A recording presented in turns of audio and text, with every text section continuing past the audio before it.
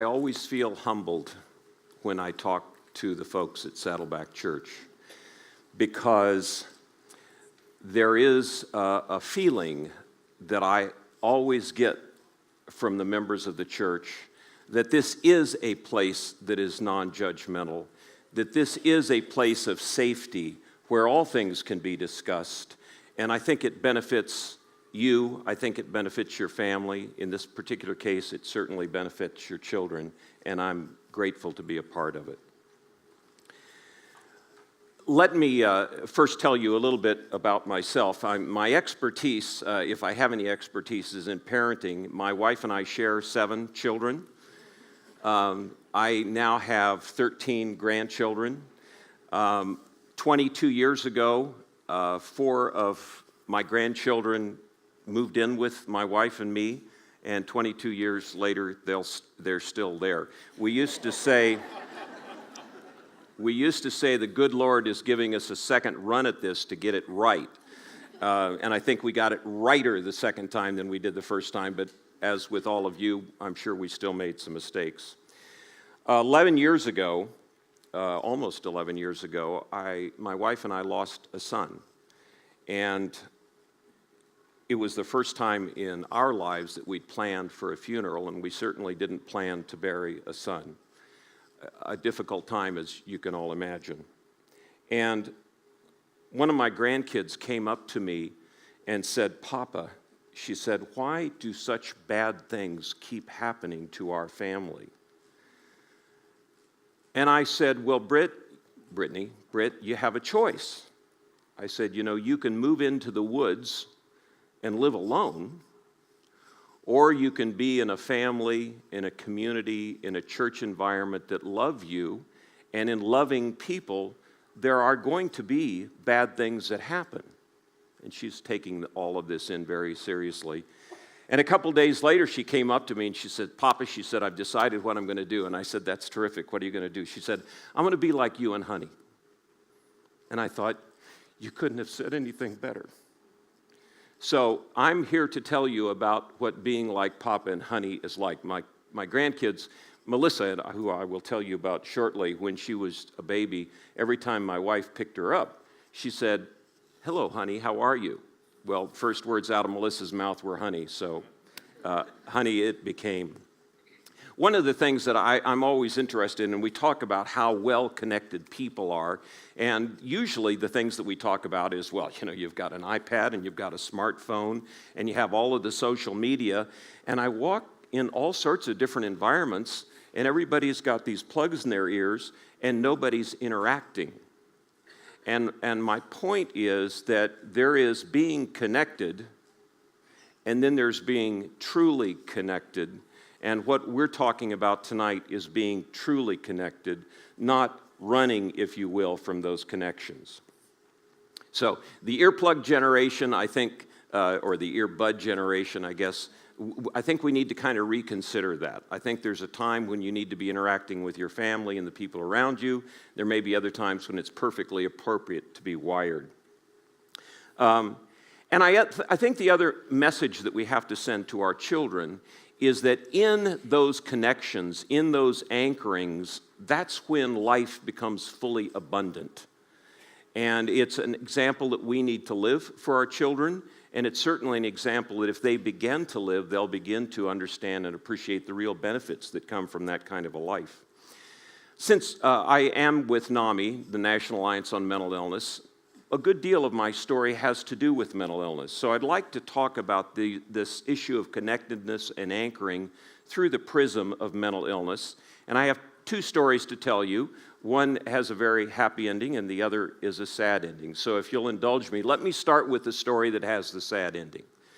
2 years ago, my brother was in a skilled nursing facility, and he was unconscious. He was, for all intents and purposes, asleep. So they sent him to the local hospital.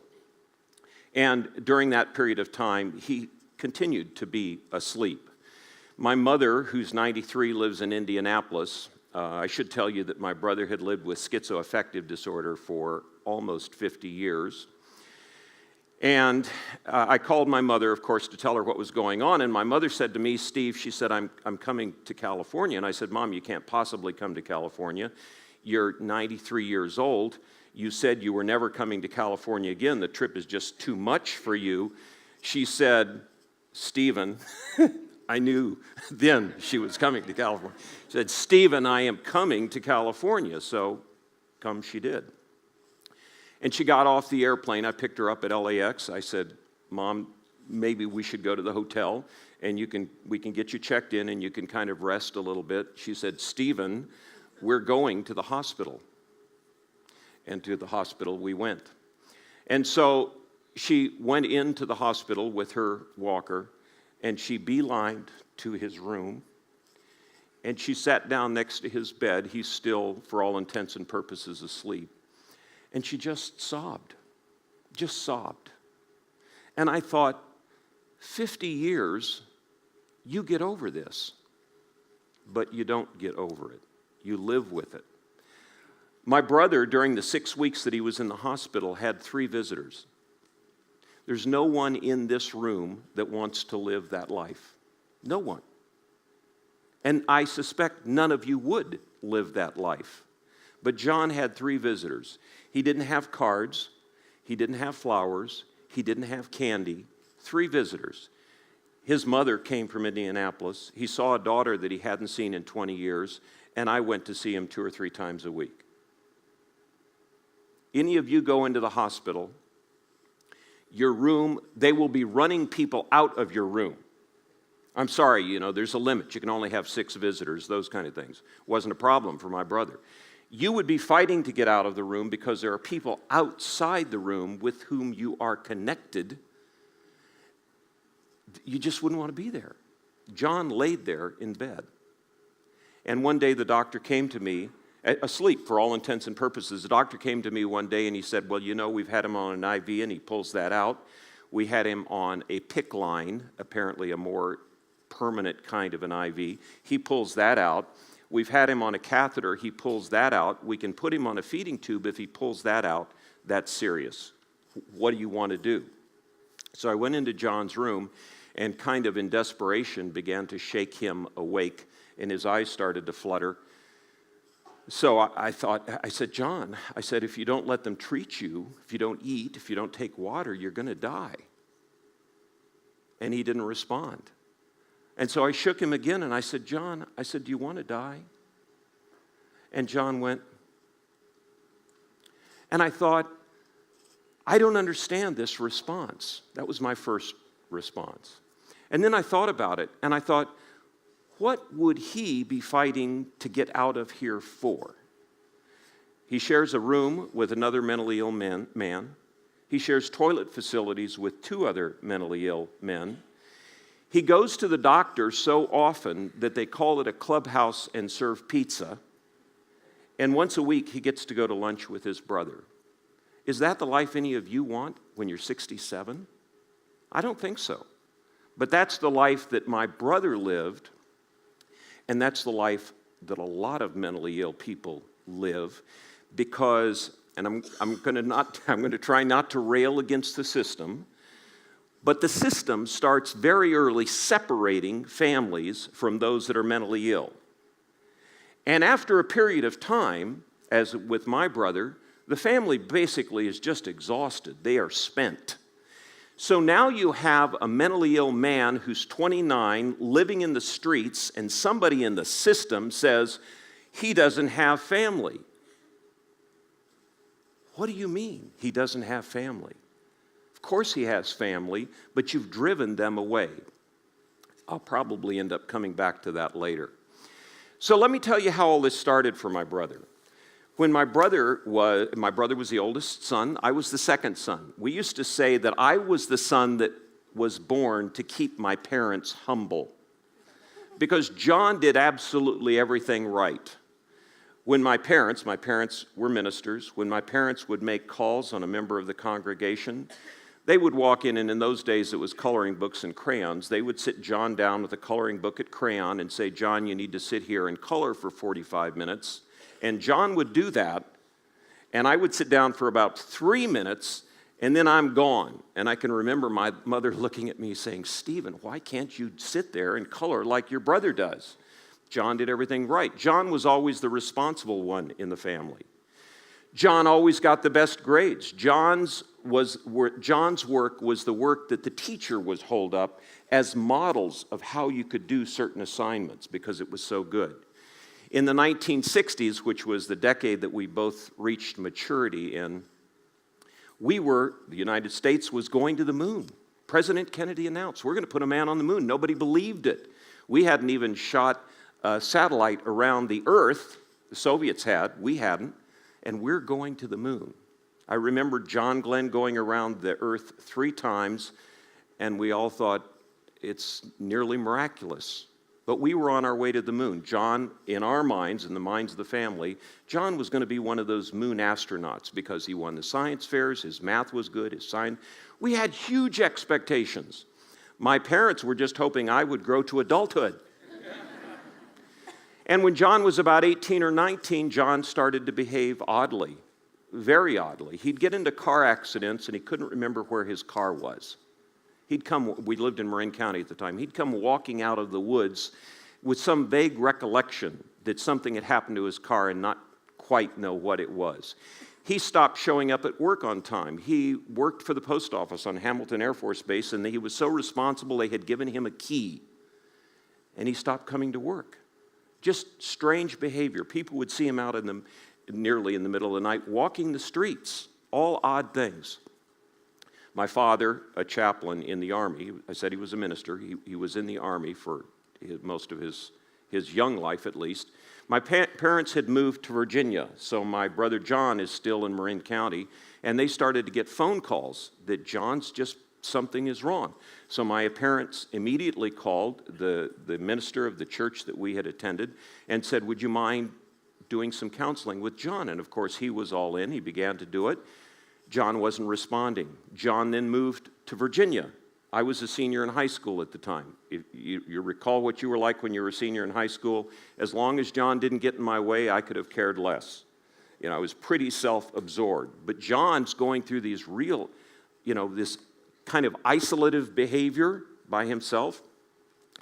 So I went off to college. My family then was transferred to Okinawa. John went to Okinawa. My parents by that time had decided we need to see a psychiatrist. The psychiatrist sat down and within 15 minutes made a couple of decisions. Number one, this is a family problem. This should all be blamed on the mother, who was not emotionally there enough, and the father, who was clearly much too demanding. I mean, he's a preacher, and he's in the Army. We all know how preachers in the Army should be, right? So my father was too demanding, and anything that we couldn't blame on the 2 parents, we had a dysfunctional family. There were 6 kids in the family. I found out later, when I was in my 30s, that my parents considered putting the other 5 kids up for adoption because they thought, if we love this son as much as we do, and they did, and we've damaged him so badly, maybe we shouldn't be around kids. Now, fortunately, they didn't do that. But in those days, the family blame, that's where everything started. And there's still traces of it all over the place. Brain disease or mental illness is a biological, psychological, social disorder of the brain. We are not yet to the point where we can give a blood test or a brain scan and diagnose a mental illness, but we are getting there. And this is how close we are. There was a researcher from the University of California, San Francisco, that was asked exactly that question. Well, what about these brain imaging? And you may know that there are doctors in Orange County that do that. And this particular researcher said, in order for a medical test to be relevant, for it to be used within medicine, it's got to be 85% accurate. Meaning, if I say you're schizophrenic, it's got to be accurate 85% of the time. And if I say you're not schizophrenic, based upon this brain imaging, it's got to be right 85% of the time. Then he went on to say that these psychiatrists that are doing the brain imaging, it's about 70%. So we're getting there. And I think we're going to find answers in that direction. We're just not quite there yet. But until we're able to diagnose mental illness through brain imaging, guess who knows more about your child than anyone else? You do.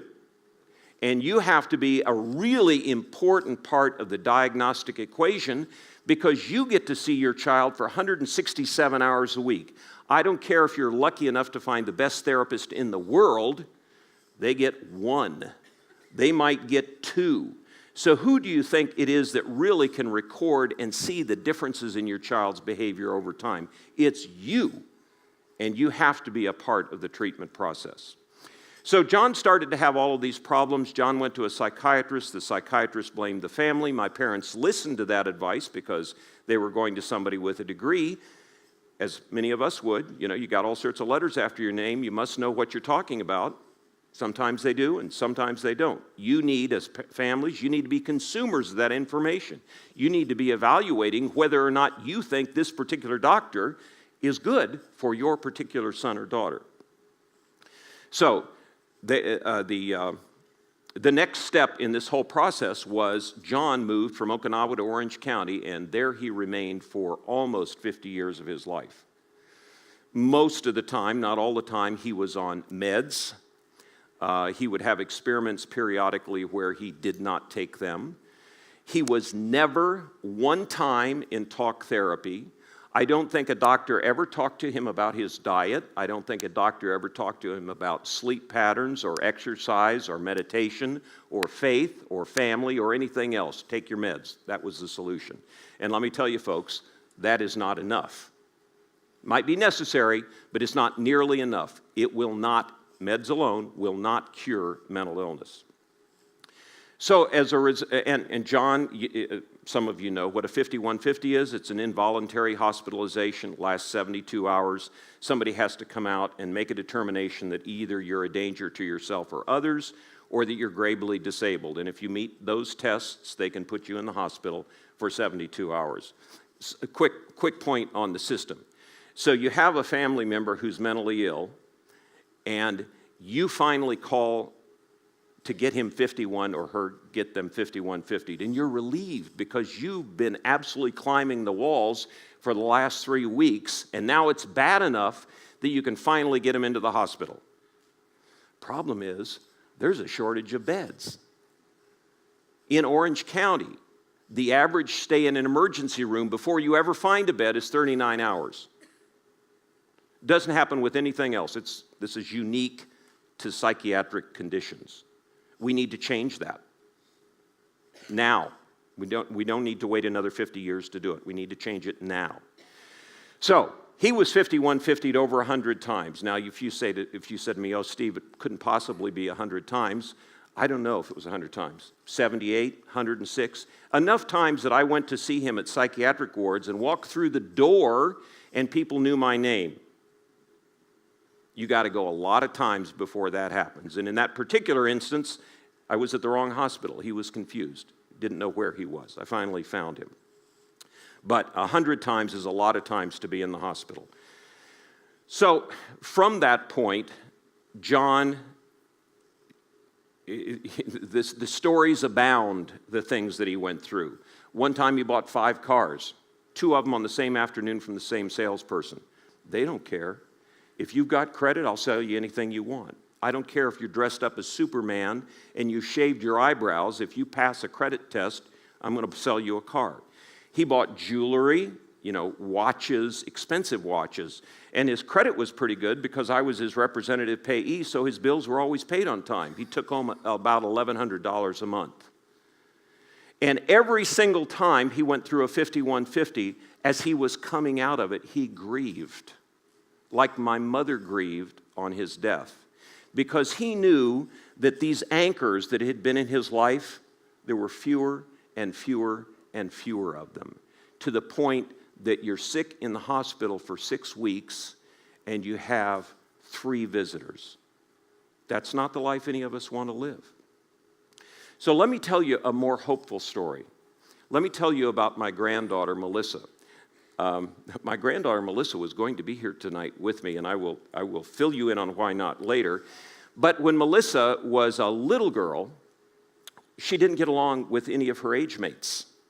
And we thought, well, it's because Melissa is so intellectually capable. What does a first grader know that Melissa wants to talk about? Melissa's more like a 12-year-old. Now, as it turns out, I think we were reaching the wrong conclusions, but that's what we thought at the time. We skipped her a grade in school because we thought she'll probably get along better with third graders than she did with first graders. It didn't make any difference. The person on campus that she knew best was the principal's secretary, because every time there was a recess, she went to the secretary. The other person that she went to on campus was the school nurse, because she was always getting stomach aches. We found out later that she was being bullied. We didn't know that. We wouldn't have guessed that. I guess when you're 12 or 13, it's time to start shaving your legs and doing your eyebrows. We didn't know that. I'm still not convinced it's a good idea. But in that environment, that's what they were doing, and she wasn't doing it, and so she was getting a lot of teasing because, she wasn't as cool as everyone else. When she was about 14, she started attending a group called Fellowship of Christian Athletes. As a result of that, she started attending Saddleback Church. And she participated in, I don't know everything, but she participated in a lot of activities, and she started to develop very close relationships with some of the adult leaders of those groups. Those folks were anchors for Melissa. It wasn't that she didn't have a lot of anchors, but these people were particularly good with Melissa. And Melissa sat down one day and told the story of her biological father molesting her. And of course, they did as they should have done. They immediately called CPS. We got a call at our home saying CPS was at her school interviewing her. We've been around long enough to know what that means. My wife, and they told my wife, they said, and not only that, but when we finish with Melissa, we're going to interview the other 3 grandchildren. And my wife, who is just a little bitty lady, could be very strong and very persuasive, and she said, please, please, please don't go to their schools to interview them. Up roll 3 Orange County sheriff's cars, and one student goes into the principal's office, and everybody knows something is going on. And at any rate, she beseeched them, and they decided they would come to our house. She promised, she said, we'll give you a room, we won't interrupt, stay as long as you want. So they came to our house and interviewed the other 3 kids. And their conclusion was that Melissa was the only one that had been molested, and that Honey and I had had nothing to do with it of any sort. And so they allowed the kids to remain with us. Had they thought we were complicit in any way, the other 3 kids would have been gone. Well, we have a big family, as I've already indicated. They all started to come to the house to kind of gather and talk through this problem, because in our house, like with Saddleback Church, we talk about problems, and there are none that are taboo. So we're gathering and talking, and one night, maybe 2 nights later, one of the granddaughters comes out of the bedroom crying, couldn't sleep, and she said, he did it to me too. About 2 days later, their father committed suicide. So now Melissa is saddled with, if I would have told sooner, I would have done a better job of protecting my younger siblings, because as the oldest, most oldest kids feel somewhat protective. If I hadn't have told at all, my father would still be alive. So Melissa turned 16 in a psychiatric hospital. Her diagnosis was bipolar disorder. She also, because of the molestation, has post-traumatic stress disorder. The first 8 years, and I can remember early on, she's 15, I said to the therapist, I said, well, how long does this go on? And they were very reluctant to give me any kind of a time frame. And I said, oh, just ballpark it. I'm not going to hold you to it, but what are we looking at here? I knew it wasn't going to be 2 or 3 weeks. And finally, the best answer I could get out of them was, oh, geez, 10 years? And I thought, Lord, this is a little girl, 15 years old, just coming in to what most of us would call the prime of our life, and this is what she has to deal with for 15 years? And at the time, it sounded like forever. Looking back, it doesn't. But it takes I've said many times, Melissa and John, my brother, most courageous people I know. Most courageous. I don't know if I could do what they do. I assume I'd stumble through it. But it takes an enormous amount of resolve to live on in the face of that kind of severe mental illness.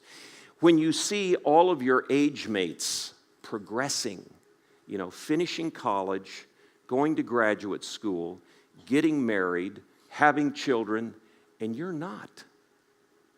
That's very, very painful. It's painful for them, and it's painful for you, because you see, as their parents, you see exactly the same thing. So in Melissa's case, she fought through it. During the period of time after her diagnosis, she finished high school. I must tell you that when she graduated from high school, she was in a psych unit. She turned 16 in a psych unit.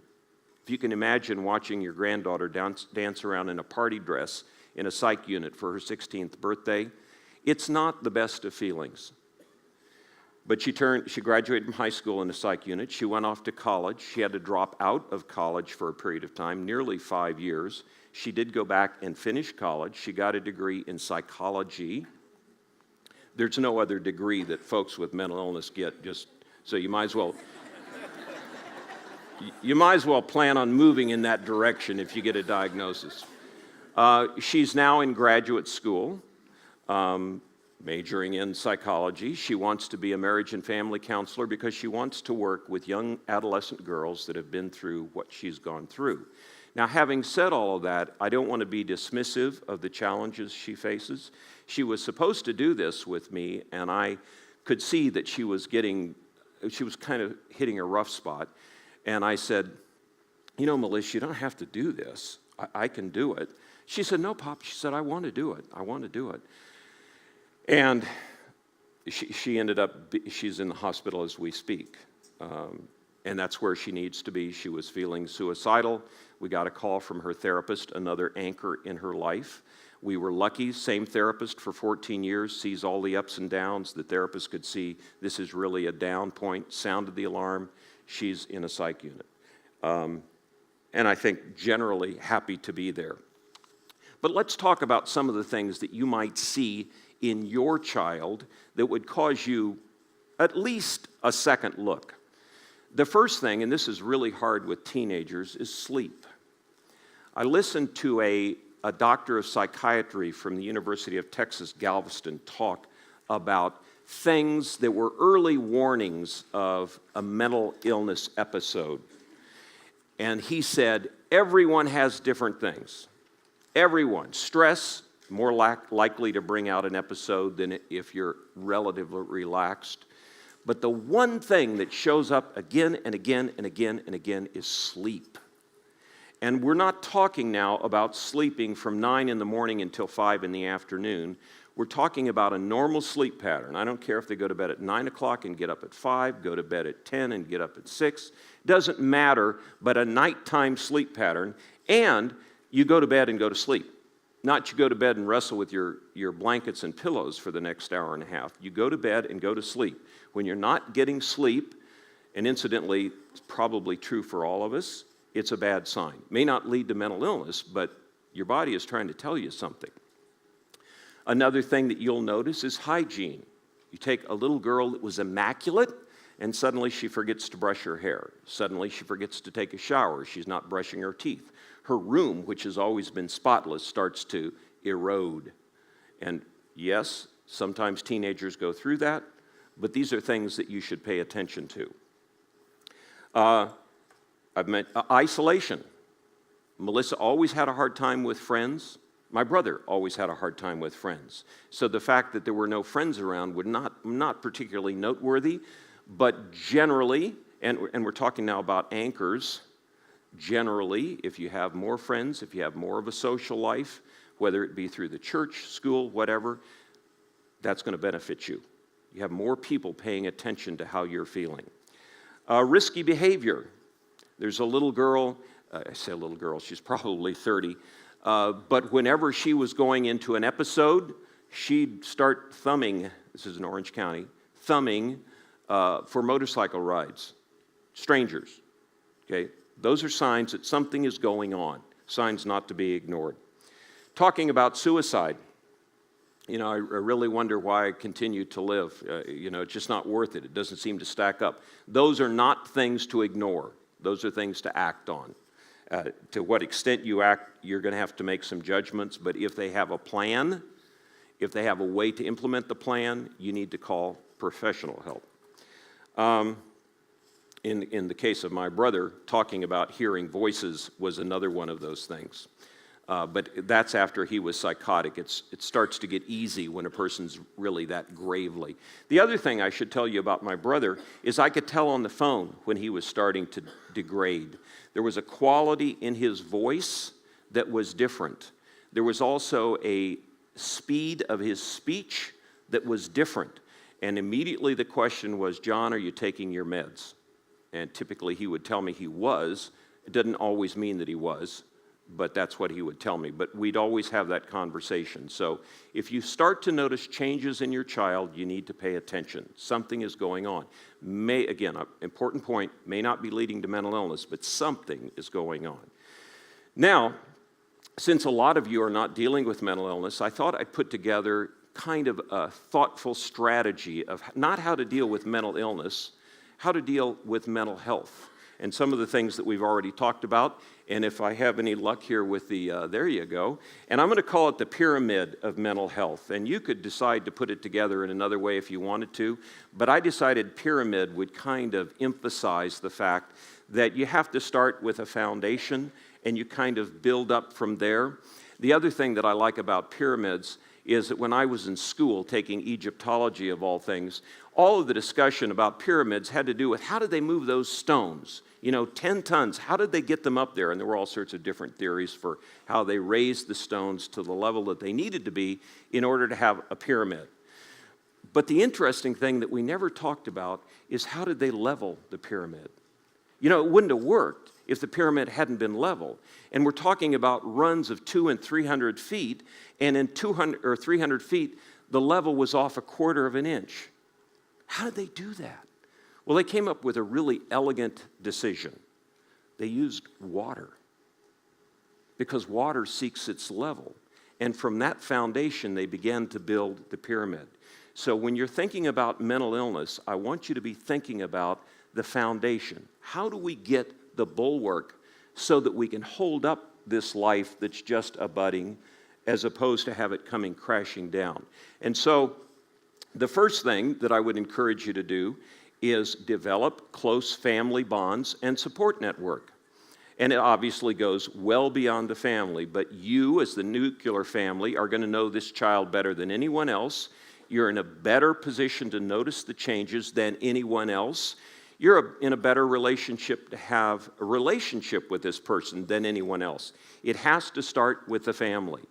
Then you bridge out, as kids grow older, into a larger network. So who are you hanging around with? What are your friends like? What are their parents like? I remember once, I go back to Brittany again because Brittany makes good stories, but when Brittany was about a sophomore in high school, she came to me and she said, Papa, she said, I want to go to the senior prom. And I said, senior prom? Well, yeah, a senior invited me, so I want to go to the senior prom. She was a sophomore. I said, geez, I don't know. I said, what are your plans? And she said, we're going to go first somewhere for dinner, and then we're going to go to the dance, and after the dance is over, and the school that they went to was very careful about kids coming in and out and all of those kind of things. I wasn't particularly worried about when she was at school. And she said, and then when the dance is over, we're going to go to somebody else's house, and we're going to hang out there until, 12:30 or 1 o'clock. And I said, geez, I said, I don't know. And then I thought about it. I said, I'm being unreasonable. I said, no problem, Brittany, you can go. What time do we need to have to pick up Joe, the guy that had invited her? Well, that wasn't what she had in mind. She thought Joe was going to drive her, and that simply was not going to happen. So she was more than a little disappointed. She says, Papa, she said, none of the other parents do this. You are the only one. I'm sure she said you and Honey are the only ones that would do such a thing. Why don't you just call one of the other parents and see what they're going to do? So I said, no problem. So I picked up the phone and I called one of the other parents. I said, this is what Brittany wants to do. This is how we're going to handle it. What do you think? She said, that's perfect. That's exactly what we do. So I went back to Brittany and I said, well, I called somebody else and We're on the same page as them. She says, well, who did you call? And I told her, and she goes, the one other parent in the whole school that would do exactly the same thing you did. So Brittany did go to the dance, but I was the driver for the dance, much to her chagrin, and she made it home safely. But the point is, you have to have those kind of relationships. So it's more than just knowing who your children's friends are. It's knowing who your children's friends' parents are. And one of the ways that you get to do that is you talk to the parents. And they're going to be as delighted to talk to you as you will be to talk to them. But the family is the bulwark of this whole thing. If you don't have a strong foundation, you're building on eggshells. You got to start there. Next up, faith. It's got to be there in some form. I feel like a little bit like I'm preaching to the choir, but you have that piece in place. Lots of families don't. John's faith was absolutely crucial to him. And I say, John walked through the valley of the shadow of death for 50 years. He never, ever complained. I never heard John say, why me? I was going to be an astronaut. Never heard him say anything of the like. He was, until the end, always hopeful. And one of the reasons that he felt so reassured is that he never walked alone. And that is a strong, strong, strong thing. So John's faith was important. He attended a Baptist church in Garden Grove. It was important to the end. Melissa, but for Saddleback Church, I'm not sure who she would have told. That's something that a church like Saddleback, that's something that the faith community can bring to your children. You don't know who they're going to feel comfortable talking to. We all as parents, we'd like to feel like they would be comfortable talking to us, but it doesn't always work that way. So you need other responsible, caring, loving adults in the environment so that there are people that they can talk to, and so there are people who do the right thing. And then let me tell you briefly about my faith. My brother and I, everything revolved around the church. My parents were both ministers. Saturday night, we shined shoes and polished brass. Sundays, not Sundays, but Saturdays, Fridays, Wednesdays, depends. We raked leaves at the church. We were always at the church. There's nothing that happened in our life that didn't evolve around the church.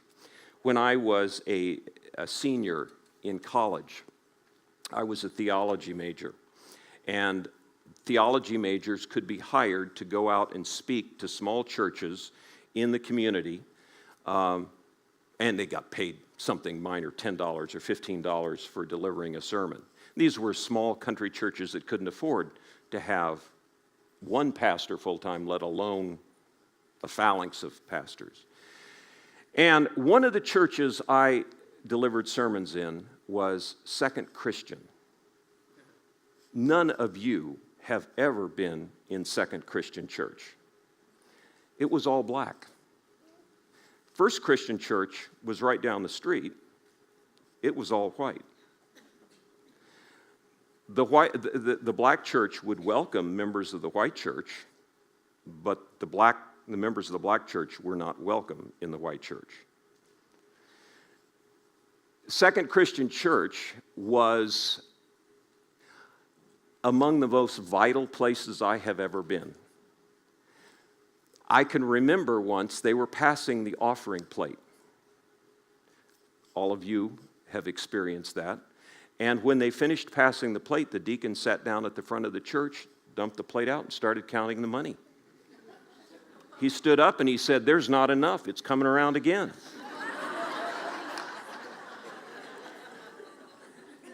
They did 3 things with their money. They paid me. They bought firewood because they had a wood-burning stove. And the rest of the money, which was the majority of the money, went to support their mission work. This was a church that acted on its faith. You don't need me to tell you, but I'll observe. Let's put it that way. Faith without action is self-indulgent. You must act on what you believe. And one of the really, really, really, really nice things about Saddleback Church is that you do. And that's what makes the environment, my view, that's what makes the environment so rich. Because you can talk about the things that we all live with. You can talk about them in an environment that's non-judgmental, and that you can grow and learn from those things. So I applaud all of those efforts. The next, this is something that we don't talk about. And you notice so far, this is nothing to do with mental illness. We talked about family. You should do family, whether you have somebody in the family that's mentally ill or not. You should have faith, whether there's somebody with mental illness or not. Whether or not there's somebody with mental illness, you should be talking about diet, exercise, sleep, and meditation. My granddaughter, again, Brittany, she keeps popping up. I have stories on the other grandkids too. They just didn't fit in today. So Brittany's taking yoga classes, and Brittany has suffered some anxiety issues, and Brittany, part of the yoga class is meditation. She said, you know, Papa, she said, the meditation really calms my brain down. But these are 4 things that generally are not talked about in light of the discussion of mental illness. These are things we should talk about. One of my pet peeves is we talk about meds. Not a bad thing. We need to talk about meds. Meds normally are an important ingredient in good mental health for somebody with mental illness. But there's a lot of other things, and nobody talks about them. And the reason nobody talks about the other thing, and I'm going to sound cynical here, it's because there's no money in it. All the money is in generating more prescription drugs. So that's the only place people are looking for solutions.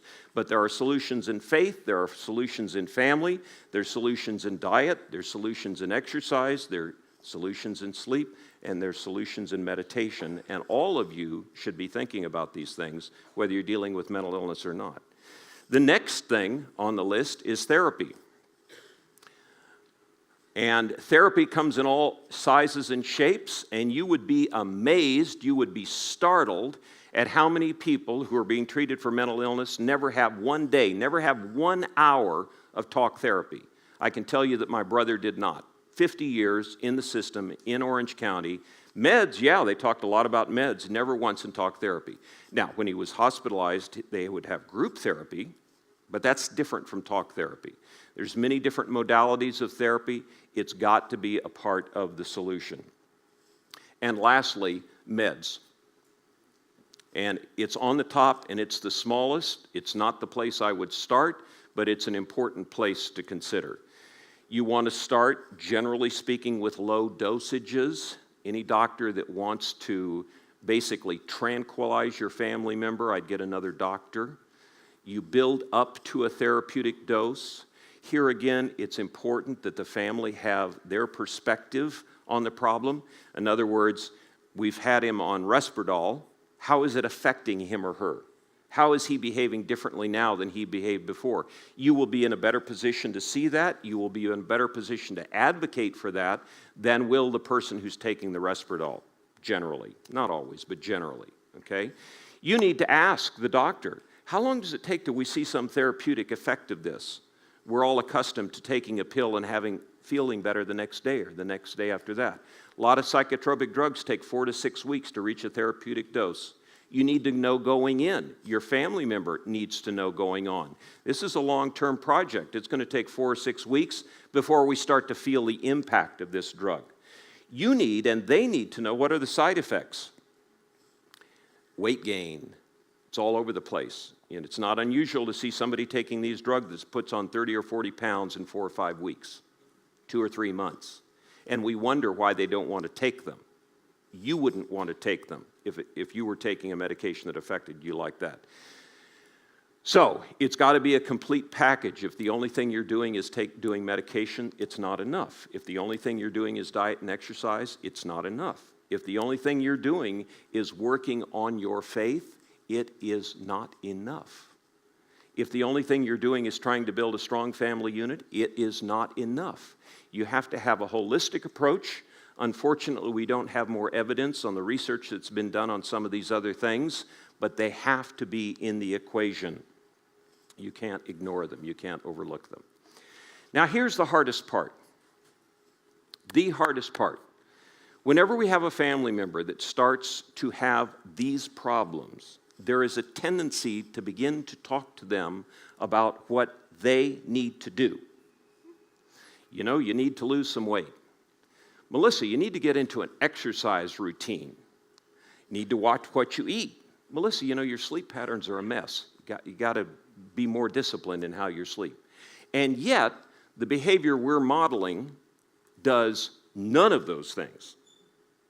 So there is nobody out there with mental illness, frankly, there's nobody out there at all, that's going to respond well to your preaching about something you don't do. Sorry, folks. You can't change the behavior of your family member. You can change the behavior of yourself. And if you want to have the desired impact on the family member, you need to model everything for them, because that's the best evidence that it works. In other words, my mom and dad tell me I got to do all these things, but they don't do any of them. Doesn't fly. You've got to be the model. The other thing is that this is not something that's done to a family member. This is something that you do with them. So they need to be involved in every single step of the process. Because ideally, what you want is for them to get to the point that they can make all of these decisions for themselves. Or with a little bit of assistance from you, they can make these decisions. But if you create an environment where you go to the therapist and you sit down there and talk to Johnny about all the things he needs to do, the minute they're 18, they're going to recoil against that. Say, I can get you out of my life. I don't have to sign a HIPAA release. I don't want you anywhere around because you've been telling me for the last 4 years all these things I wanted to do. It's not a welcome contribution. So as soon as the opportunity is given to sign a HIPAA release, which means that the doctor, the psychiatrist, is able to disclose confidential information to you, they're going to say no, as probably most of us would do under the same circumstances. So if you're developing them in the process, so they're becoming more and more knowledgeable, so there's no judgment, you have a chance that when they turn 18, they want your continued involvement, which is what you'd like, and ultimately what's going to serve them better. Does that make sense? Okay. That's the hardest part. Easy part is telling them what to do. Hardest part is doing it yourself. That's your challenge. So the point that I want to leave you with is that the story that your family member lives does not need to be John's story.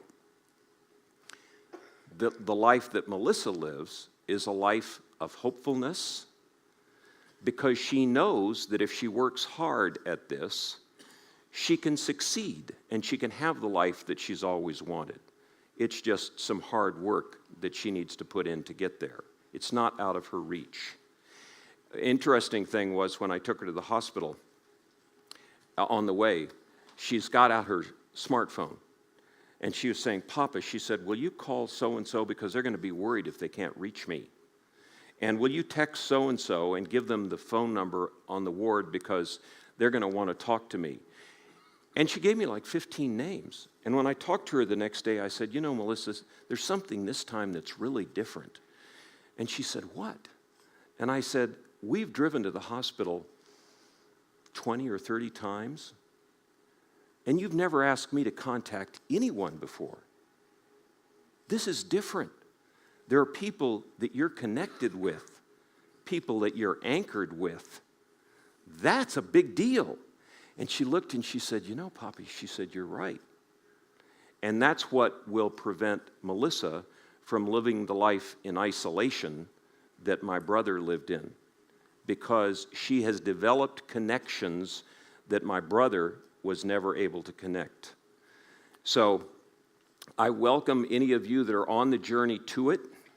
It's not something that I would ever wish on anyone, but I can tell you that for me personally, while I wouldn't have wished it on my brother, and I certainly wouldn't have wished it on my granddaughter, the blessings, the things that I know that I would never have known except for it, it has been a great blessing for me. And hopefully everyone that I touch because I know things that I wouldn't have known. I can talk about things that I couldn't have talked about. My mother, when I get on the phone with her, says, "Oh, Stephen," she said, "you know more about mental illness than you ever wanted to know." And she's so right. But now I want to know, and I want to help people, and your family members have been given gifts too if they begin to suffer from mental illness. It's something that they become expert in. Not that they ever wanted to, but they can change the lives of a lot of people, and it's a way they can act on their faith. So with that, I will stop. Thank you so much.